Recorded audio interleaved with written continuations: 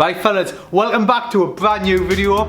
This is my latest project. It's a two-wheel drive Sapphire Cosworth in white. I picked it up from Bonnie, Scotland, and it is not the best example when I picked it up. It was quite rough, so I've done a lot of work to it. After getting it home, I give it a quick clean on the outside, inside and the underside. Fixed the brakes, as the car hasn't been on the road since 2014. I decided to overhaul the fueling system, so I removed the old fuel tank and the fuel pump and the fuel filter, ground all the old undersail off and removed any rust. I did find a small hole, so I cut it out with my Dremel tool, fired up the hot glue gun and had a go at welding it. It didn't actually turn out too bad, considering it's only like my second or third time welding on a car. But you know what they say, you don't have to be a good welder, you just got to be a good grinder. Now the car's all welded up and solid, let's get on with painting it. One of the first things we're going to have to do is cover it with plastic and mask it all up. Let's get the stuff out the rafters of the garage and get cracking. When I say I'm covering it with plastic, it's actually called polymask and it's a static sheet. And once you've unravelled it, as you can see here, I'm unravelling it over the car. You can actually unfold it and it goes about 3 or 4 times the width of the roll. And as it's static, it attracts all the dust. So when you're painting, you don't get as much dust in your paintwork. I believe, like I say, I am not professional, but that's what I believe it does. Now before I stick masking tape and stick all this polymask to the car, I'm going to give some of it, like this, a quick rub down with some wet and dry. Just because this bit is this isn't going to get Raptor Seal, this is going to get painted. So even though it's behind the bumper, you're never going to see it, I still want it to look reasonably nice. So what I'm doing here is I've got some smooth sandpaper and I'm basically just trying to get it so when you rub your fingers over you can't feel any lumps, bumps or imperfections in the steel or the paint underneath. Right, so I am going to rub this down the best I can, but if you remember, the paint behind here before I started was literally rougher than a cat's tongue, and I still need the arches replacing because they are a bit tatty. So while I do want this to look nice, I'm not bothered about it being 100%. I kind of just want it to look half decent. Do you know what it is? I want it to look nice and presentable. This job has gone way further than I was meant to. I was only meant to be replacing the fuel tank and the fuel filter cradle and the fuel pump cradle. Like I say, it's gone way further than I wanted it to. So I'm going to rub this down the best I can. I'm going to spend maybe half an hour on it, get it looking nice, then we'll put some primer on and hopefully it'll look somewhat presentable. Because like I say, this was literally as rough as a cat's tongue behind here. It was rough as out. So let's rub this down. Like I say, the best we can for now.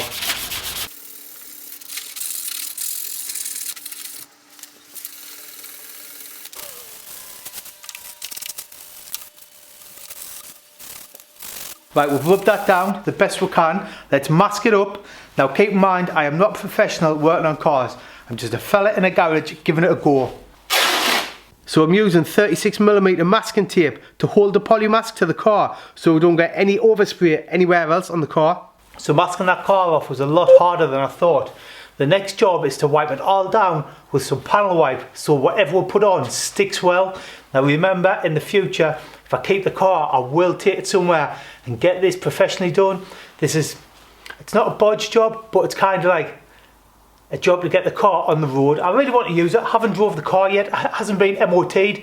This car hasn't been MOT'd since 2014. So I really want to just drive it. So let's get some blue roll, some panel wipe and wipe it all down underneath, ready for the primer. What the degreaser does is it basically removes any oil, silicone, grease, anything that will get in the paint and cause it to react with whatever you're painting. So it's really important, whatever you're painting, you panel wipe down just to remove any contaminants. It's not an exact science. I've gone for the more is better approach. Before we get into the meat and potatoes of this video, let's take a quick second to talk about HelloFresh, which will also supply you with some meat and potatoes and also some tremendously other tasty food. HelloFresh is the UK's leading tailor-made meal plan box, and as in my house I am the head chef, I like stuff that's quick, easy and tasty to cook. This week I've been trying every combination of wraps. I went for Greek inspired pork kofta gyroses. All of these ingredients arrived fresh at my door, ready to be cooked by me. All of the menus come with their own special card, so you too can produce a taste sensation. I started by cutting the potatoes, squashing the garlic, squeezing the sausage, dicing the cucumber, halving the tomatoes and preparing the Greek yoghurt. I then cooked all the ingredients and lovingly served a perfectly cooked meal. For a limited time, HelloFresh offering you 50% off your first box, 35% off your next 3 boxes, plus 3 free gifts by using my code ADAMS50. Thanks HelloFresh for sponsoring this video. Let's get back to the cozzies. So I've panel wiped the car down. While the panel wipe evaporates, I'm going to pull this car out because I don't want any primer on this. I could cover it up, but it's dry outside, so I'll pull it out the garage, get it out of the way.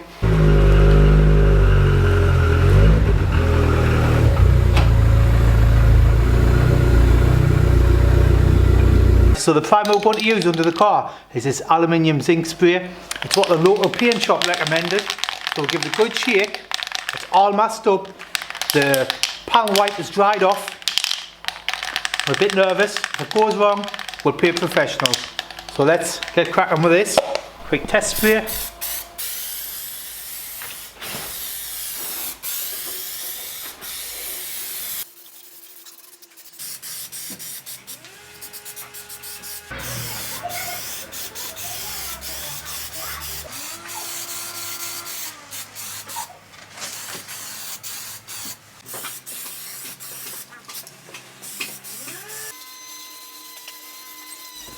Now even though this car is white, even just that thin coat of silver there starts to make it look a bit better than when it's black and you've kind of got bare steel primer and a mix of different colours. Just that one colour makes the car look that bit better.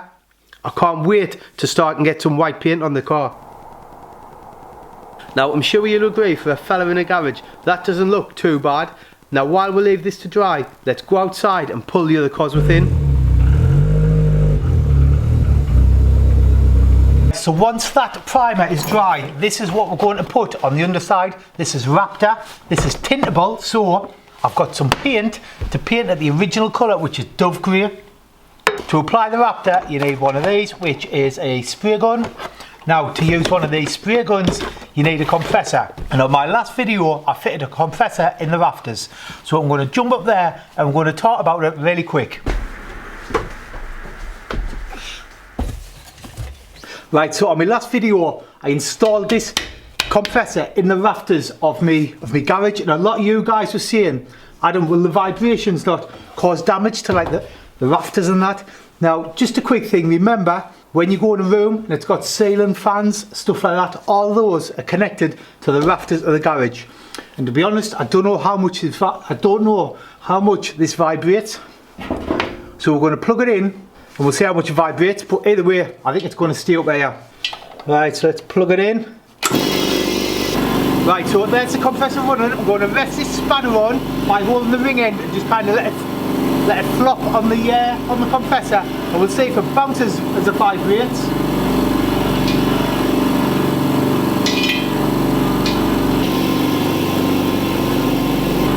There's no vibrations from this compressor, like literally none.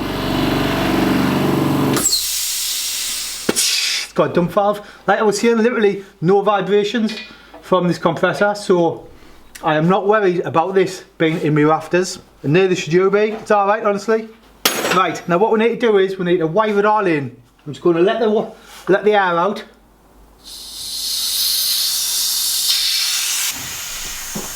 So while that compressor drains all the air out, we've got a combination of stuff to plumb the compressor in.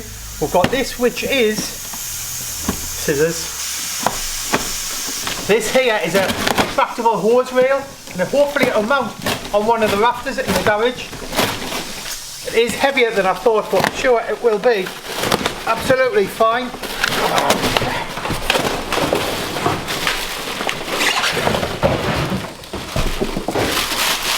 Oh, hey, look at that.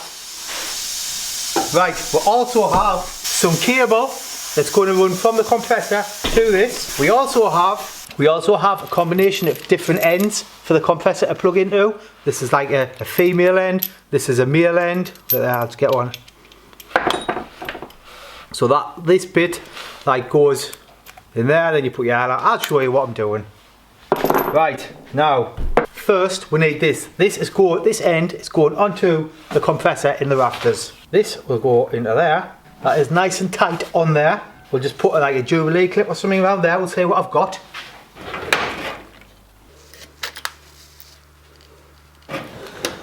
So to grip the connectors on the end of the hose, we're using these. These are called double ear clamps or O-clips. What you do is you put them through, then you nip the sides here, and it closes up and grips on the pipe, on the tube. I'm sure that makes sense. I'll show you how they work now. Right, then we'll just nip this up on there.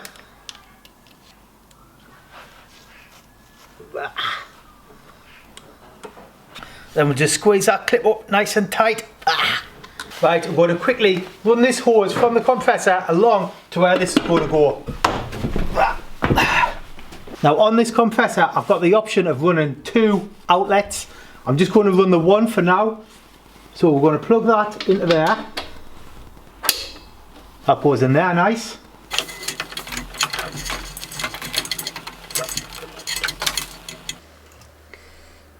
Now I work with airlines, and in my time I've seen a few cables start whipping around when they come loose. So that's why I'm cable tying the airline to the rafters of the garage. I know a cable tie isn't the strongest thing in the world, but it will hold the hose in place at least long enough for us to unplug the compressor and get out the way. So now I'm going to cut this bit of wood to hold the hose rail on the garage rafters. But as I've cut it, it has got quite a sharp edge. So I'm going to use this metal file just to remove all the sharp edges and spelks.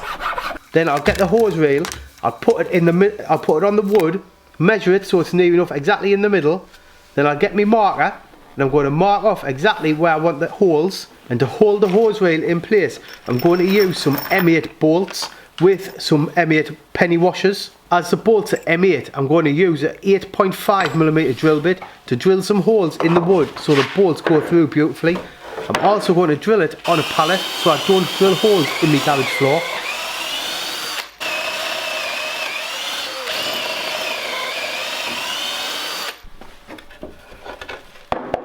Next we'll head over to the garage bench and put the hose rail securely on the bit of wood, because the last thing I want is this hose rail falling off and damaging something. It is quite heavy.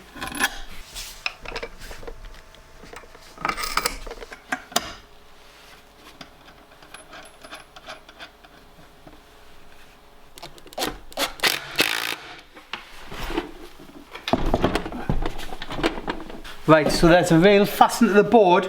But what I need to do is I need to change the bit here, this bit, so this comes out about here. So what you can do is you can turn this full arm. So I think what we'll do is we'll undo these bolts and that should just spin. So let's have a go at that.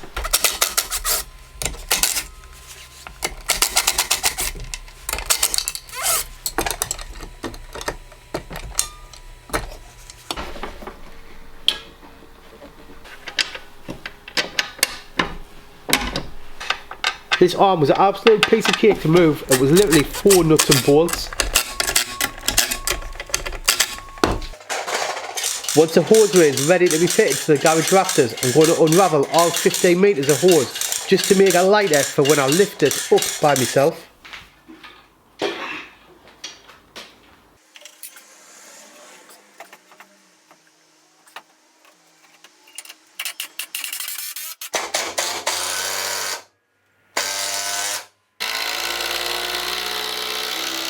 Fixed and in place. Now if I pull this, it should wind all this hose back up.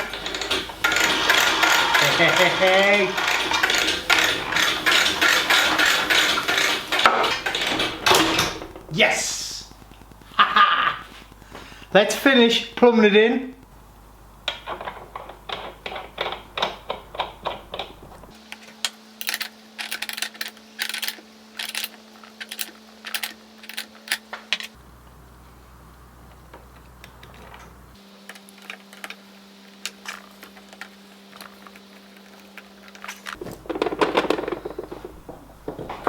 So that is the compressor plumbed in.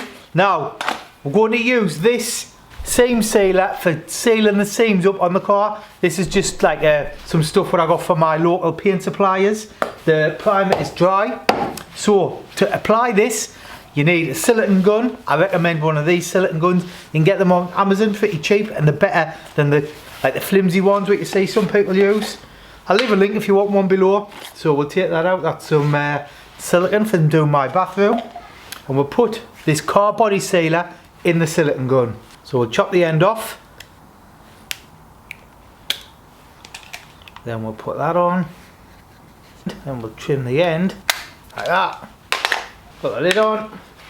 When people are doing this, sometimes they'll put a big fat bead either side and kind of mask it off. I've seen two ways people do it. I'm going to put like a thin bead in the gap, so when it's painted with a Raptor, you'll just see the Raptor, and you'll not see the Raptor with the seam sealer. It makes sense to me. So let's get the seam sealer and have a go. This is minging stuff. I would recommend wearing gloves. I'm going to wear these gloves. If you're interested in some, I will leave a link in the description of this video. Let's get the gun and have a go.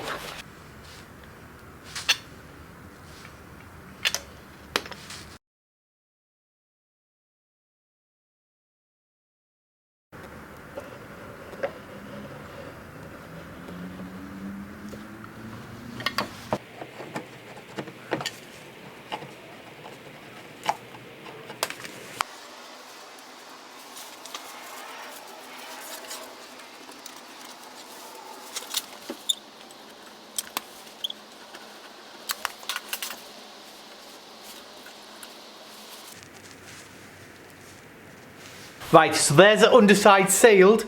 Take these gloves off. Keep your hands nice and clean. Now, what we need to do is, we're not Raptoring this part, so we're going to mask all this bit off. So we're only getting the Raptor on the underside of the car. So, let's carry on and mask this off.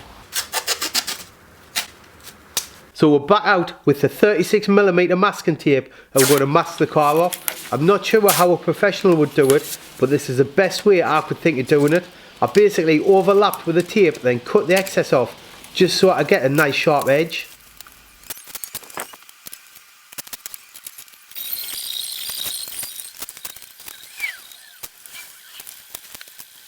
Right, so there's the car fully masked up. Now the next job, right, there's one other place I don't want the Raptor Seal to go, and that is on the toe eye. I kind of want like a half decent painted finish on the toe eye, so I'm going to mask that up. Then we'll turn the compressor on, break out the Raptor Seal and paint the underneath. And cross your fingers for us, it'll turn out alright.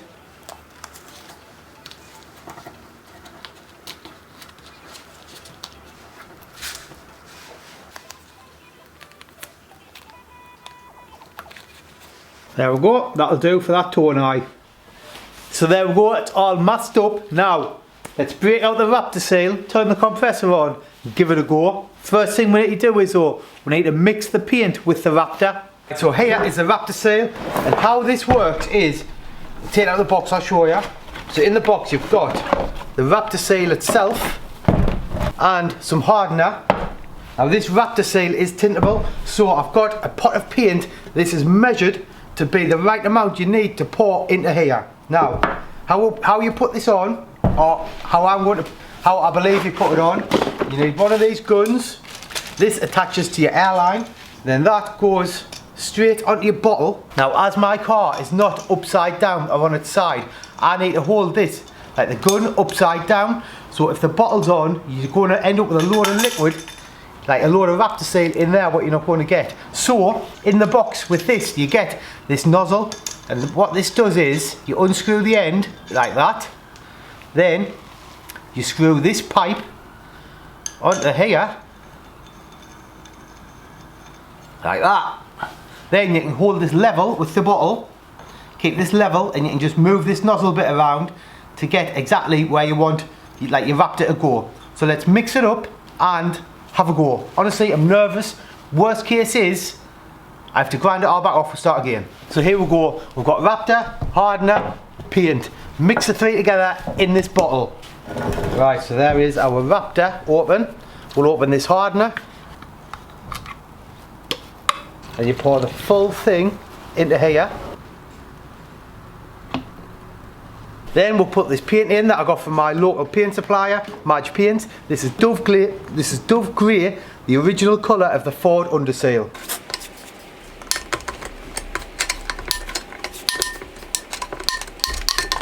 So like I mentioned earlier, the good fellas at Madge Paints were kind enough to give us the exact amount of paint I needed for the tin of Raptor. Then we'll put the lid on, give it a good shake.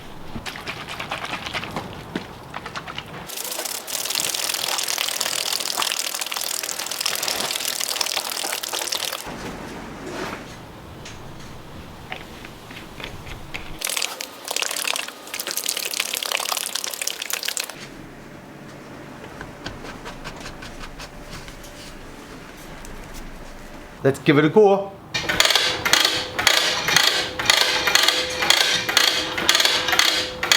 So after a quick test with this hose, I found it wasn't coming out. So basically I started to panic because I was worried the stuff was going to go off in the bottle. So I literally ended up taking the hose off and going back to the little nozzle on the end, and then it came out mint. So that's what we went with, the little nozzle. I ended up scrapping the long hose and it worked absolutely perfect. A lot better than I was expecting.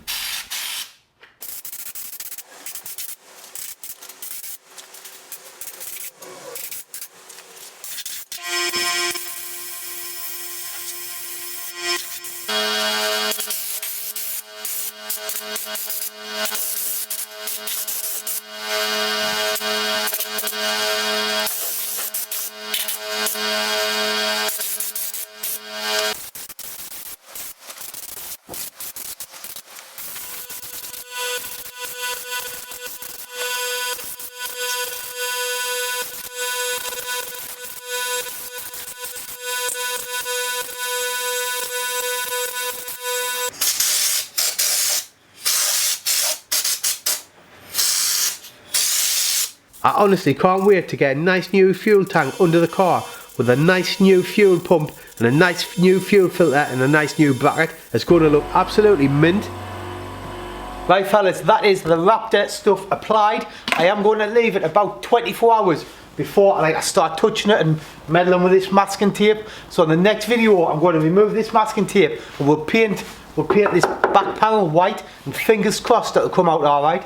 The Raptor Seal has turned out quite well. If I did do it again, one thing I would do different is I would mask it off better, because you're applying this with an airline, and when you're blowing, it's kind of blowing all this sheeting about.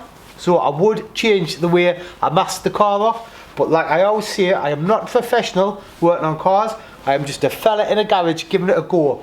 If you want to see more of my videos, check out my videos like in the YouTube channel thing. I'll also leave a link to my Instagram. But yet again, thanks for watching, and I'll catch you on the next one. Cheers.